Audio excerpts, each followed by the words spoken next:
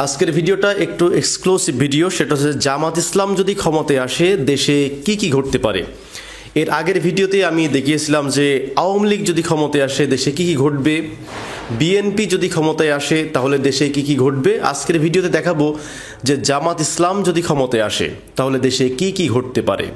বাংলাদেশ জামাত ইসলামী যদি বাংলাদেশের ক্ষমতায় রাষ্ট্র ক্ষমতায় আসে তাহলে 5টি ঘটনা ঘটতে পারে।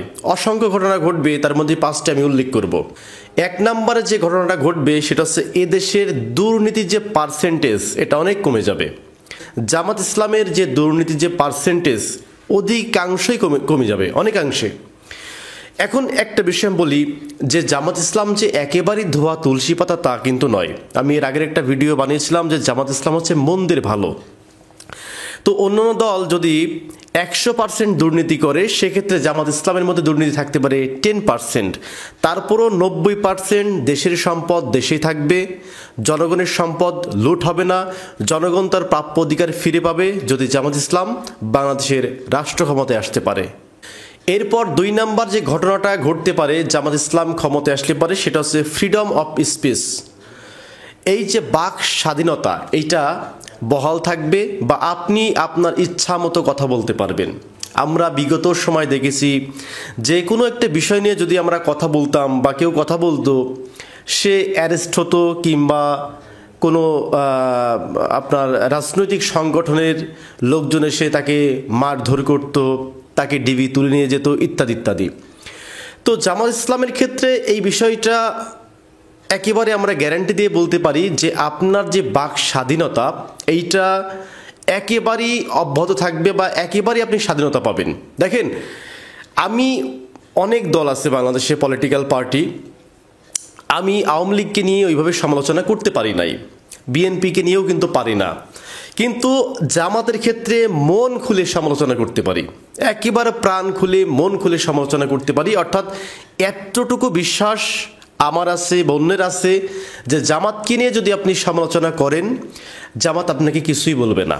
তারা এই সমালোচনাটাকে পজিটিভভাবে গ্রহণ করার চেষ্টা করবে। অন্য ক্ষেত্রে আপনি একটু সমালোচনা করবেন, আপনার বাসা থেকে তুলে নিয়ে যাবে, কিন্তু জামাত কিন্তু এই কাজটা করবে না। তো এটি আমরা বলতে পারি যে আপনার যে বাক স্বাধীনতা এটি জামাত ক্ষমতায় যদি আসে এটি আপনার অব্যাহত থাকবে, দেশের মধ্যে আপনি কথা বলতে পারবেন।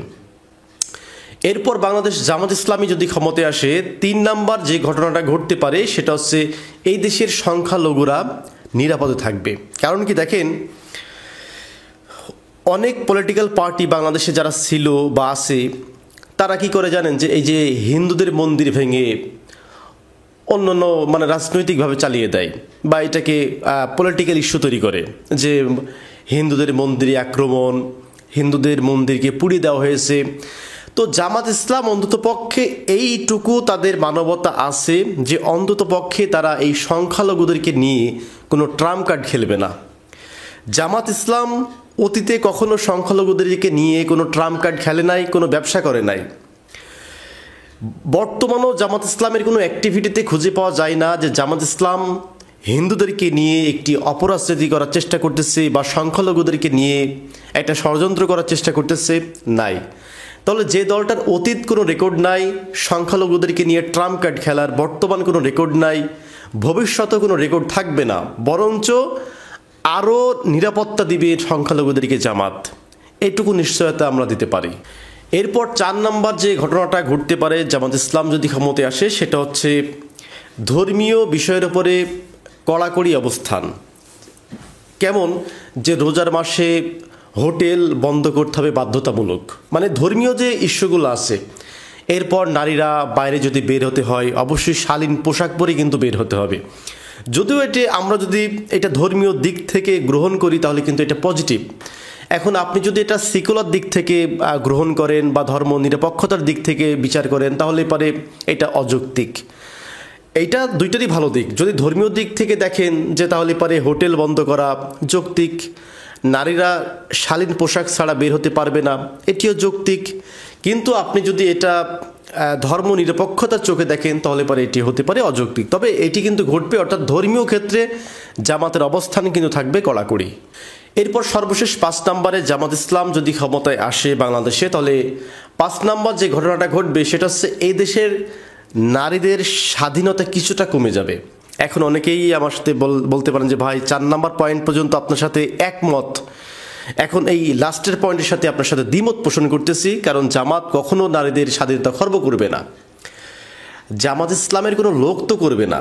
জামাতের নাম নিয়ে যারা অ্যালায়েন্স পার্টি আছে, যেমন এই যে ঢাকা বিশ্ববিদ্যালয়ে যে ওড়না কাণ্ড, ওই মেয়েটা ওড়না বুকে পড়বে না মাথায় পড়বে নাকি গলায় দিবে, এটা তার ব্যক্তিগত ব্যাপার।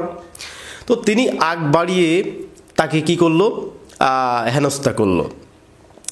এরপর তৌহিদি জনতা তাকে আবার ছাড়িয়ে আনলো। এই যে রিসেন্টলি একটা ঘটনা দেখলাম, জামাতের একজন কর্মী একজন নারীর পেটে কিন্তু লাথি মারছে প্রকাশ্যে। এরপর জামাতই তাকে সাদরে ফুলের মালা দিয়ে বরণ করে এনেছে। যদিও এগুলাকে আমরা নেগেটিভভাবেই দেখি। দেখেন, একেবারে কোনো দলের অন্ধভক্ত হবেন না। জামাতের মধ্যে যেগুলো ভালো গুণ সেগুলো আপনাকে অবশ্যই অ্যাপ্রিসিয়েট করতে হবে যে এগুলো ভালো। আর জামাতের মধ্যে যেগুলো মনে হয় যে এগুলা বর্তমান সমাজে বর্তমান প্রেক্ষাপটে গ্রহণযোগ্য না, সেগুলোকে বয়কট করতে হবে, বর্জন করতে হবে।